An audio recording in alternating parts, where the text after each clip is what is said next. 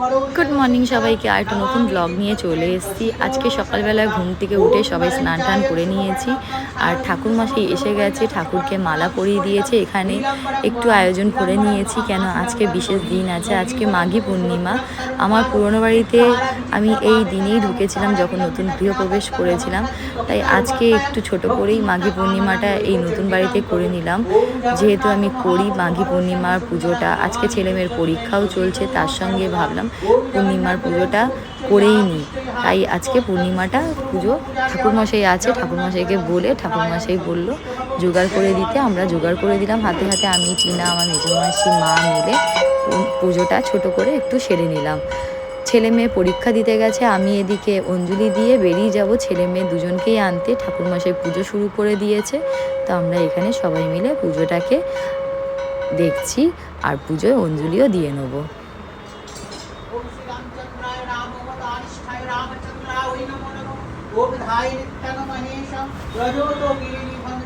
পুজো হয়ে গেছে, তারপরে আমি বেরিয়ে গেছিলাম অভিরাজকে আনতে যেতে। অভিরাজ, অনুষ্কা দুজনকেই একসঙ্গে নেবো।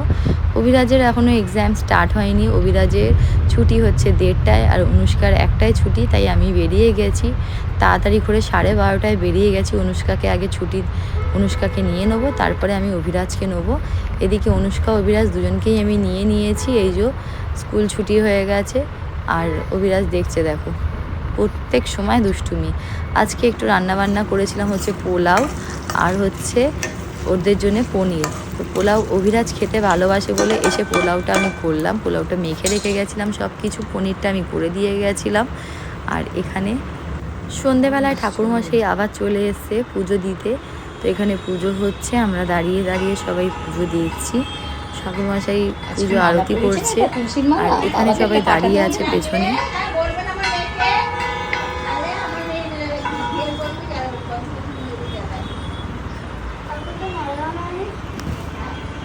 তুলসীর মালা,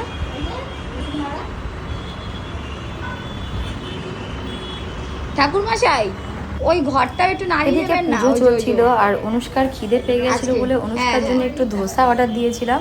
তো অনুষ্কা এখানে ধোসা খাচ্ছিল, খেয়ে দিয়ে ও আবার পড়তে বসবে যেহেতু ওর এক্সাম স্টার্ট হয়ে গেছে। আর এদিকে ছর্দি বদ্দি এসছিল, ওরা এসেছে। তো সন্ধেবেলায় ঠাকুরমশাইকে দিয়ে ও মিষ্টি নিয়ে এসেছিলো, সেটা পুজো করিয়ে নিল। আর সন্ধেবেলায় আজকে হয়ে যাওয়ার পর রাত্রিবেলায় একটু নিরামিষ যা রান্না হয়েছিল সেটা খেয়ে গেছিলো। আমি আবার রাত্রিবেলায় রান্নাবান্না বসিয়ে দিয়েছিলাম, নিরামিষ তরকারি। আর অনুষ্কাদের, অভিরাজ আর অনুষ্কার পোলাও আর পনির ছিল।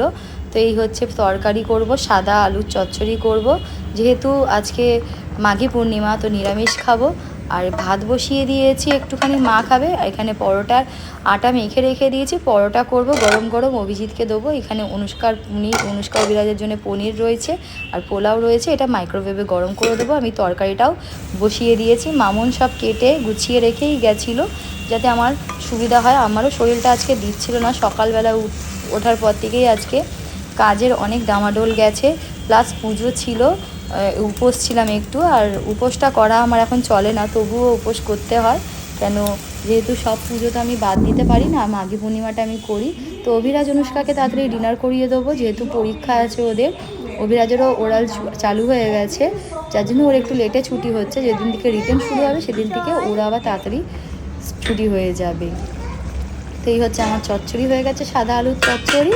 আর ওদের পনিরের তরকারিটাকে আমি গরম করে নিয়েছি মাইক্রোওয়েভে, বের করে নিয়েছি। টিনার মেয়েকেও খেতে দিয়ে দেবো। আমার ছোটো ননদ বড় ননদ খেয়ে বাড়ি চলে গেছে, আর আজ যা আছে অভিজিৎকে দিয়ে দেবো খেতে। তো আজকে ব্লগটা এত অবধি রাখলাম। Good night, bye bye.